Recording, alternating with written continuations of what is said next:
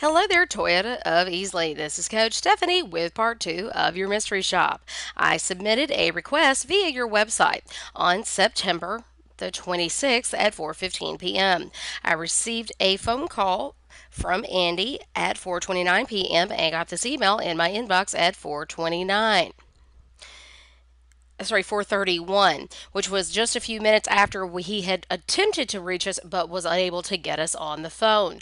Andy did a great job of calling and emailing the customer within less than 15 minutes. Just be sure that you grab control of the call and use the script so that you can schedule an appointment and get them to your dealership.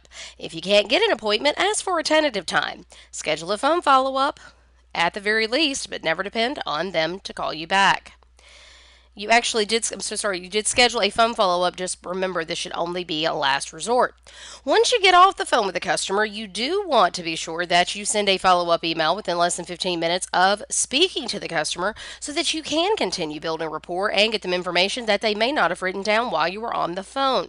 Keep in mind that most customers who are shopping online are going to usually be looking at multiple dealerships.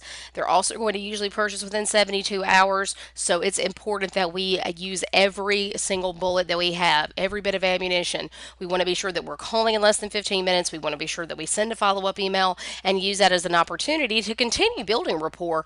And like I said, we want to give them information that they may not have written down while you were on the phone. However, taking a look at the email that you sent, it did go into my inbox. It did come within less than 15 minutes of your first initial attempted phone call. It is clear what it's about and who it's from, so great job there. I want you to be sure that you validate the customer's decision of vehicle by giving positive words or industry information. The email is free of spelling and grammatical errors. You want to be sure that you also give information on the exact vehicle that they inquired on. It could be pictures of the vehicle, if it's used, a copy of the Carfax, a link that goes specifically back to that car. But we want to be sure that we give information on the exact vehicle they inquired about. You also had a link where I could take a look at additional vehicles or additional price quotes in your signature file. And you do have a complete signature file, the link to the website as well as a link to your email address. You also did mention a value statement about your dealership. Just be sure that you give one in your phone call as well.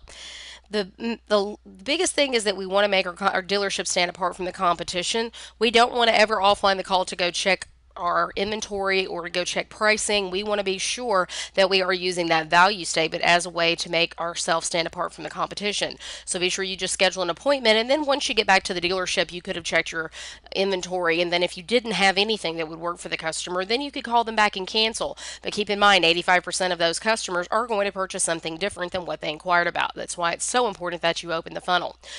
Also, you want to be sure, since you had sent this email before you had gotten the customer on the phone, you sent it right after attempting to reach them, you want to let them know that you did reach out to the customer. I'm going to give you credit for setting the expectation that they would be getting a future phone call, because you do say here, I will be texting, emailing, and calling you. Which method do you prefer? But since you had attempted already to reach them and left them a voicemail, just be sure that you mention that in the future when you are emailing after an attempted phone call.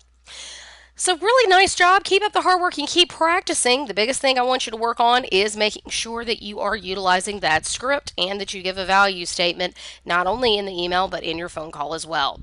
So, your secret code for today is value. VALUE, value. Keep up the hard work, keep practicing, and have a great day.